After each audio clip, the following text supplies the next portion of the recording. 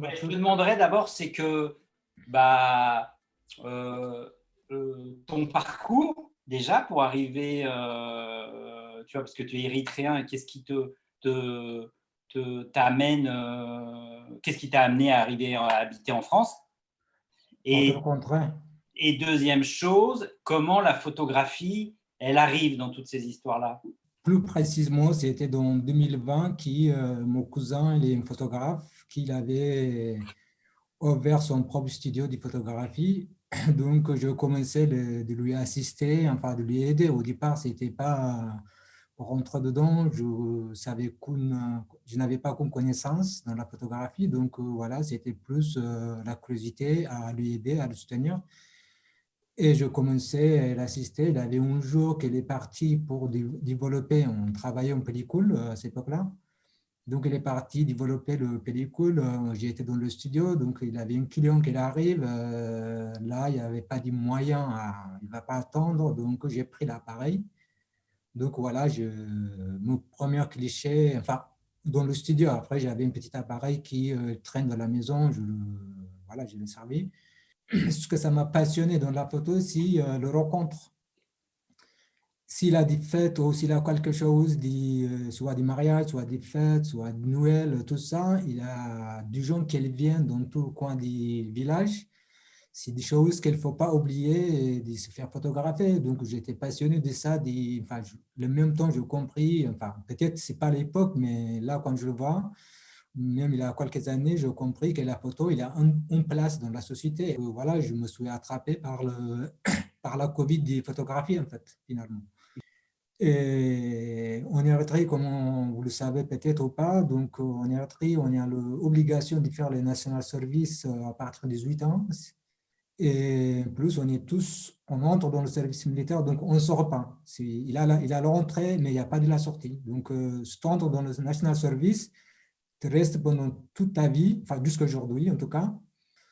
Donc, je me suis dit, bah, écoute, je ne peux pas vivre dans cette occasion-là, dans ce pays-là, donc qu'est-ce que je dois faire? Donc, j'ai réfléchi. Ensuite, à ce moment-là, il commençait à fouiller toutes les maisons pour prendre les gens dans l'armée. Et là, j'ai décidé de partir au Soudan. C'était en 2003. Et on était trois, enfin avec des amis, comme moi. Donc, on est parti comme ça, en claquant le doigt. Si on est enfin, on n'y avait rien, quoi. On n'y avait qu'un sac plastique à la main, qu'il avait une bouteille d'eau, comme si on part juste en randonnée, on fait aller-retour. J'avais l'espoir que l'Érythrée, ça va changer, donc ensuite de revenir, de retourner et de vivre en Érythrée parce que j'avais un travail, j'étais déjà salarié, j'avais mon métier voilà,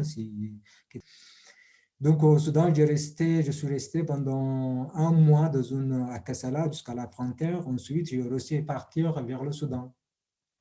D'accord. Donc quand je suis arrivé, enfin, à Khartoum, au capital.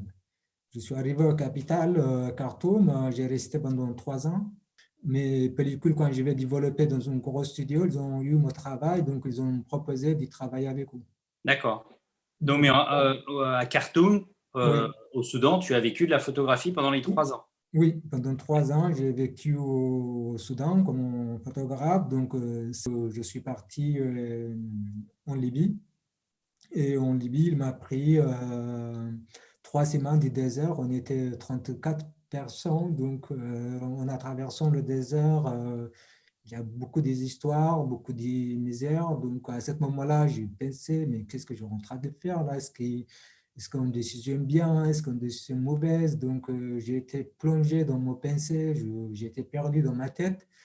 En Libye, il se te sort, n'importe quelle personne peut t'arrêter, il peut prendre tes argent, il peut te mettre en prison. Et de Libye, j'ai pris du bateau, on était 172, Ouais. donc on était arrivé 173 parce qu'il avait un nouveau-né dans le Méditerranée. Tu n'as jamais, Pardon? t'as jamais photographié non plus ce voyage-là. Non, non, je n'ai pas photographié. Là, en Libye, j'ai acheté un appareil photo, je commençais à les photographier. Donc, sauf en partant, le passeur, il a pris l'appareil, Il a pris l'appareil. il m'a piqué. D'accord. Et donc, voilà, en Italie, on est arrivé, bref, d'Italie, j'ai resté quelques temps. Et ensuite, 2009, je suis arrivé en France. En arrivant en France, je commençais à documenter ma situation en fait. À Nice, en France, pendant 8, 10 mois dans la rue. Ben, je vivais dans le... Et fi- Donc voilà, je n'avais pas moyen, mais j'ai acheté une compact 35 ouais, mm. Donc je l'ai pris, après je l'ai demandé une pellicule, j'ai acheté. J'ai payé au total 45 euros, je crois. Donc j'ai commencé à le photographier. Ce travail s'était exposé à 2012 à Arles. Et en même temps, j'ai posé la question. Donc, je me suis dit, moi, j'ai passé tel chemin. Donc, aujourd'hui, je suis arrivé en France. Donc, enfin, je suis en sécurité physiquement, même mentalement. Le reste, c'est trouver un travail. Au-delà de trouver un travail, qu'est-ce que je dois faire? Donc, l'idéal, c'est de reprendre. C'est vrai que je n'ai pas documenté, j'avais tout dans ma tête que je n'ai pas fait, mais ça me commençait à tourner dans ma tête. Donc, je me suis dit, alors pourquoi pas, je continue pas à travailler sur la photographie, sur le réfugié. À la fois, ça me permet de faire mes devoirs comme en tant que réfugié, d'y porter les paroles. Je ne suis pas leur porteur des paroles, mais d'y porter les paroles, même moi-même, d'y m'exprimer à travers la photographie sur l'histoire que j'ai vécue. et donc là, on en arrive à un point, dont je pense c'est à partir de ces moments-là, ou peut-être un peu plus tard, du travail que tu vas présenter, que tu présentes en ce moment à Lima Tourcoing. Je suis retourné comme un sauveteur, un photographe et un médiateur culturel en D'accord, Méditerranée. d'accord. Donc, j'ai fait tout ce travail-là ensuite. Et pourquoi ce travail en Éthiopie? Donc, je le voyais que j'ai déjà fait certains enfin, le bout, le Méditerranée et la frontière. Donc, ce qu'elle manquait, c'est le départ.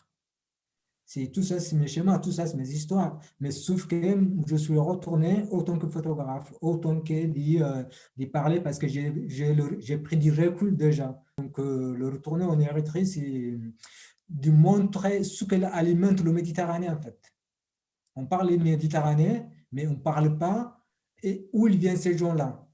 L'objectif, c'est de documenter la vie quotidienne et comment ils vivent, pourquoi ils quittent le camp vers le Méditerranée. Et ce travail que tu as fait dans les camps que tu exposes, à ce moment-là, tu es en commande pour le National Geographic. C'était une bourse du National Geographic, donc je suis arrivé dans le camp. Il y avait des gens qui ils ont été kidnappés à la frontière Érythrée et Soudan, et ils ont pris en Égypte, d'Égypte au Sinaï, en disant que vous allez à traverser vers l'Israël. Sauf qu'ils prennent en otage ces gens-là, il arrive juste de prendre leur rein pour l'histoire de l'argent. Ce qu'il n'arrive pas à payer, ce qu'il n'a pas de moyens, il prend leur rein, enfin comment on dit, leur organe, et à la place de l'argent. Donc, c'était devenu une marchandise en fait. Et ce jour-là, ils ont vécu, ils ont mis des... En fait, ce qu'elle me raconte, c'est difficile de raconter, c'est des choses qui sont inimaginables. Mais moi, je n'arrive pas à croire, mais je le vois dans leur... Il avait des cicatrices dans leur physique, il avait des cicatrices dans leur regard, il avait des images dans leur regard. Donc, ce qu'elle me disait, c'est voilà, il nous donne des téléphones, il a appelé notre famille, le même temps, il fait couler du plastique dans leur dos. D'où l'importance dans l'exposition de la photographie et des témoignages écrits. Mm. Parce qu'il y a ça Oui, dans oui. ton travail. Il y a Oui, les enfin, photographies. enfin, j'ai interviewé tous à la scène. J'ai une vingtaine de personnes, une trentaine de personnes que j'ai interviewées. Donc, j'ai leur récit. Et aujourd'hui, je pleure par eux. Je suis là pour donner le témoin. Et il y a certaines familles qui attendent le nouvelle de leur enfant, même s'il imagine qu'il est mort, mais de toute façon, la famille, s'il n'y a pas si quelqu'un dit il est décidé ou il n'est pas, c'est difficile de couper l'espoir.